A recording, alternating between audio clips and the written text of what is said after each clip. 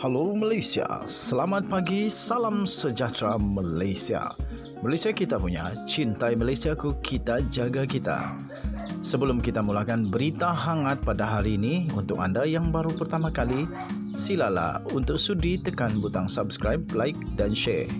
Sila juga tinggalkan komen anda kerana setiap komen anda amatlah dihargai. Berita hangat hari ini daripada channel ini, Denyut nadi suara rakyat bergema terus-menerus di dalam channel ini. Setiap hari kita membawakan berita-berita terbaru yang pastinya dinantikan oleh seluruh rakyat Malaysia. Kita akan mulakan berita kita. 1, 2, 3. Berita mula sekarang. Salam sejahtera Malaysia, selamat pagi. Berita terkini dipetik daripada malaysiakini.com.my. Bertarikh 8 Ogos 2022. Bertajuk Rafizi, adakah hubungan Perancis Najib pengaruhi kontrak LCS? Berita penuh. Timbalan Presiden PKR Rafizi Ramli menuduh bekas Perdana Menteri Najib Razak mempengaruhi keputusan pilihan reka bentuk oleh Putrajaya berhubung projek kapal tempur pesisir LCS. Dalam satu kenyataan pada hari ini, Rafizi mendakwa memiliki dokumen tender yang dibocorkan kepadanya dan surat niat daripada firma pertahanan Perancis DCNS, kini dikenali sebagai Naval Group, mengenai projek LCS. Bagaimanapun, dokumen ini, kata Rafizi, dikeluarkan sebelum Bastard Naval Shipyard Berhad BNS secara rasmi dijadikan kontraktor utama pada 16 Disember 2011. Katanya, ini bermakna DCNS sebagai subkontraktor telah menerima maklumat penuh sebelum ini mengenai projek itu. Malah, DCNS telah pun mengemukakan dokumen tender dan surat niat walaupun sebelum BNS dilantik sebagai kontraktor utama, kata Rafizi. Rafizi tidak mendedahkan ketiga-tiga dokumen itu tetapi memberikan nombor rujukan dan tarikh. Menurut Jawatan Kuasa Kira-kira Wang Negara PAC, BNS menyerahkan surat niat pada 16 Oktober 2010 dan menerima surat lantikan pada 16 Disember 2011. Berdasarkan tarikh yang diberikan oleh Rafizi, ketiga-tiga dokumen yang dikatakan bocor dalam simpanannya adalah bertarikh antara surat niat BNS dan surat lantikan. Menurut Rafizi, dia juga memiliki laporan oleh Bastard Heavy Industries Corporation BHIC, pemilik BNS, yang membuat kesimpulan bahawa sebut harga DCNS adalah ditentukan terlebih dahulu dan perkara itu adalah tidak wajar. Rafizi yang memetik laporan itu berkata, penyiasat BHIC menyatakan bahawa DCNS mempunyai sejarah merasuah rakyat Malaysia dan perkara itu sedang disiasat oleh pihak berkuasa Perancis. Justru, dakwanya, Najib berkemungkinan mempunyai peranan dalam menentukan reka bentuk LCS kerana rekodnya dengan DCNS melalui perjanjian kapal selam Scorpion pada awal 2000-an. Katanya, pertama, dia, Najib, lebih berkuasa daripada Menteri Pertahanan pada ketika itu untuk mempengaruhi keputusan menukar reka bentuk kapal agar subkontraktor dari Perancis iaitu DCNS dipilih. Katanya lagi, kedua, mempunyai rekod peribadi yang memilih DCNS dan rakan sekutu DCNS iaitu Thales untuk projek-projek besar negara selain projek kapal selam Scorpion dan kapal LCS. Thales juga mencetuskan kontroversi dalam tahun 2012 apabila terbabit dalam skandal anugerah projek LRT kepada George Kent. Katanya, saya menunggu bagaimana Najib Razak akan menjawab persoalan-persoalan ini, kata Rafizi. Pada 4 Ogos, laporan PAC mengenai LCS menunjukkan bahawa Kementerian Pertahanan pada mulanya memilih reka bentuk Sigma untuk LCS pada Mei 2011. Tetapi 2 bulan kemudian, ia memutuskan untuk menukar kepada reka bentuk Gowin daripada pengeluar kapal selam Scorpion Perancis yang sama. Katanya, keputusan untuk menukar reka bentuk Gowin dibuat pada 11 Julai 2011 berikutan cadangan yang dibawa oleh BNS kepada Menteri Pertahanan Ahmad Zahid Hamidi pada 8 Julai 2011. Zahid menerajui Kementerian Pertahanan antara 2009 dan 2013. Sekian berita, salam sejahtera Malaysia. Malaysia kita punya, cintai Malaysiaku, kita jaga kita. Jangan lupa tekan butang subscribe, like dan share. Berikan komen anda. Semua komen anda amatlah dihargai. Denyut nadi suara rakyat bergema di channel ini. Kita jumpa lagi. Selamat pagi. Bye-bye. Salam sejahtera Malaysia. Selamat pagi tuan-tuan dan puan yang dihormati sekalian sekali lagi. Hari ini 3 hari bulan Ogos. Dah 4 hari bulan Ogos dah. 4 hari bulan Ogos. Tak lama lagi Najib Razak akan ditentukan keputusannya dalam SRC International Sdn Bhd. Denyut nadi suara rakyat bergema di channel ini. Tuan-tuan dan puan yang dihormati sekalian, baru saja diterima satu dokumen yang sangat penting dan sahih menyatakan berapa sebenarnya kekayaan Najib Razak, berapa sebenarnya aset Najib Razak. Dan aset ini Najib Razak telah dedahkan sendiri, dan ini telah diterbitkan di banyak tempat. Saya ambil berita ini daripada hmetro.com.my.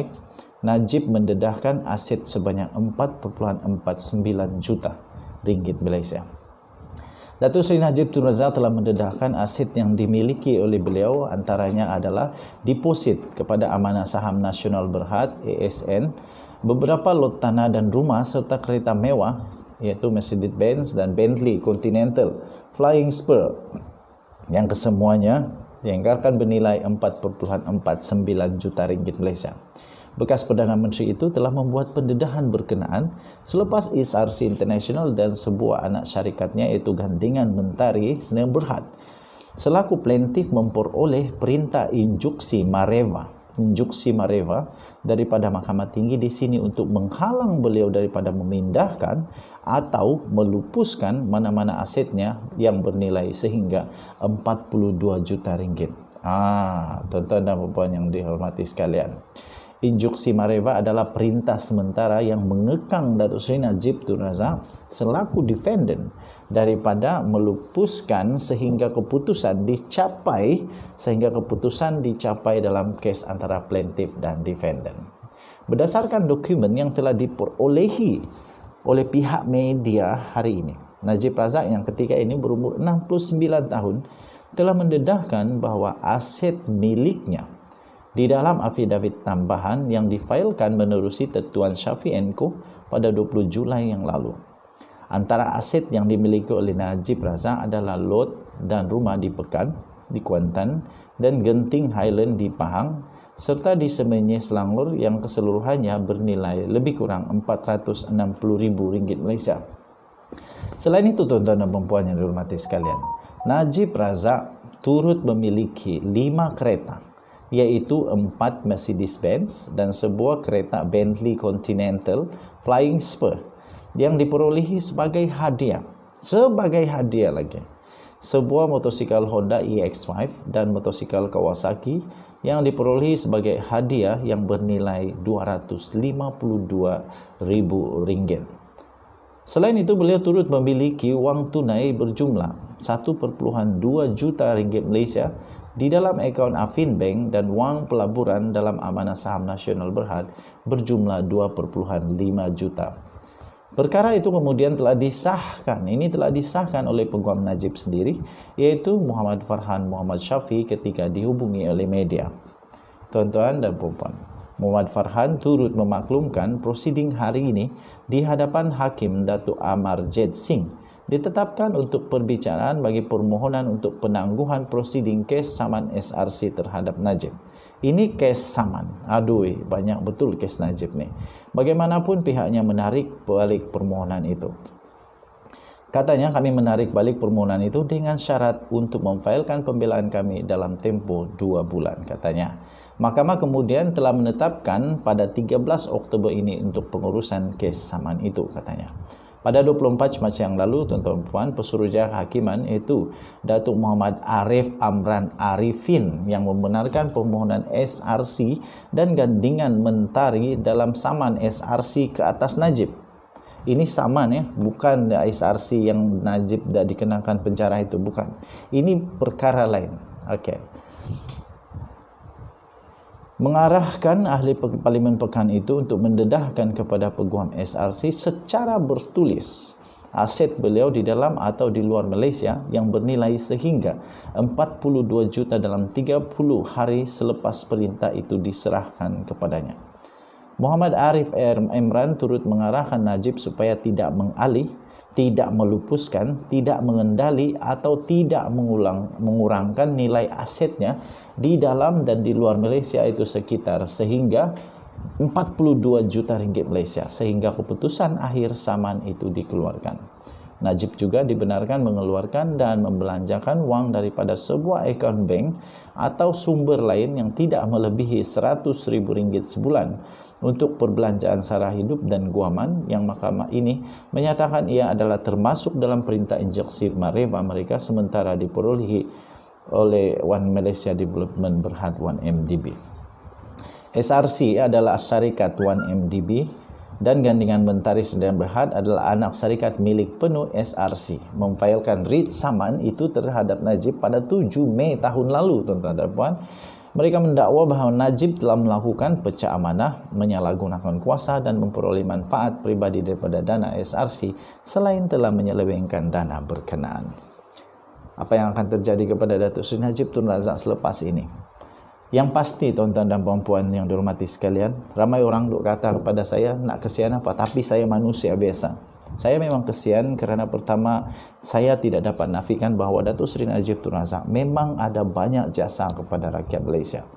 Kerana itu saya rasa kesian dengan dia. Pada awal, pada pertengahan pentadbiran sangat bagus. Tapi akhirnya, beliau telah terpalit dengan banyak kes 1MDB, penyelewengan wang, pengubahan wang haram, salah guna kuasa, pecah amanah, banyak lagi yang beliau sedang hadapi sekarang. Jadi sekarang tuan-tuan dan puan-puan, berapa banyak Najib Razak perlu lalui di mahkamah? Amat banyak. SRC International, dia sudah pecah amanah, yang ini disaman jadi 2. Kemudian 1MDB Tenuh. Lepas itu adalah pengubahan audit. Lepas itu di perbendaharaan negara, lembaga hasil dalam negeri. Adui, pening kepala. Kalaupun Datuk Seri Najib Tun Razak tidak dipenjarakan, dia akan tetap turun naik mahkamah juga sehingga kes 1MDB ini selesai. Tidak tahu bila boleh selesai, tapi kita percaya dengan kehakiman perundangan di negara Malaysia pasti akan membuat perbicaraan terbaik, adil, sama dan tidak berat sebelah. Saya percaya dengan mahkamah, saya percaya perundangan negara Malaysia antara yang terbaik di dunia. Jadi saya tidak ada apa-apa keraguan dengan perundangan Malaysia. Kalau Najib menang, tahniah diucapkan. Kalau dia kalah, apa boleh buat? Nasi sudah jadi bubur, kena hadapi, itulah konsekuensi daripada perbuatan. Okey? Rakyat boleh memaafkan, tapi tidak akan melupakan. Denyut nadi, suara rakyat bergema di channel ini. Jangan lupa tekan butang subscribe, like dan share. Selamat menyambut bulan kemerdekaan. Belum hari kemerdekaan, tapi bulan kemerdekaan. Dan pada bulan September nanti untuk Hari Malaysia. Kita jumpa lagi. Bye-bye.